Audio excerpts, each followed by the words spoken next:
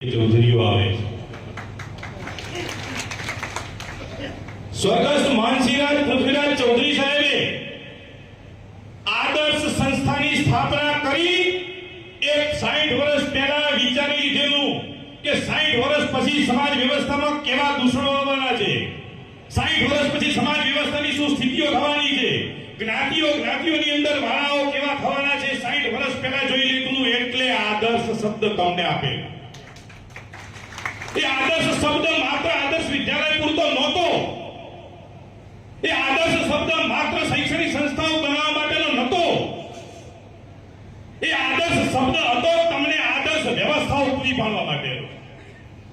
એ આદર્શવાદ તરફ, આદર્શ વિચારધારા તરફ ચાલવા માટેનો શબ્દ હતો.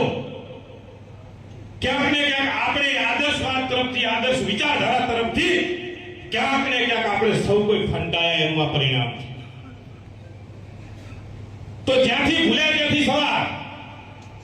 આજે અહીં બેઠેલાઓ સંકલ્પ કરીએ કે આપણી વાતમાં પણ આદર્શવાદ હશે, આપણી વાત પણ આદર્શવાદ હશે, આપણા વિચારો પણ આદર્શ વિચારો હશે, આપણા સેવાકીય કામો પણ આદર્શ સેવાકીય કામો હશે. શ્રેષ્ઠ નહીં કરી શકીએ તો ચાલશે, સૌથી સારું નહીં કરીએ તો ચાલશે, પણ આપણું કામ આદર્શ હોવું જોઈએ.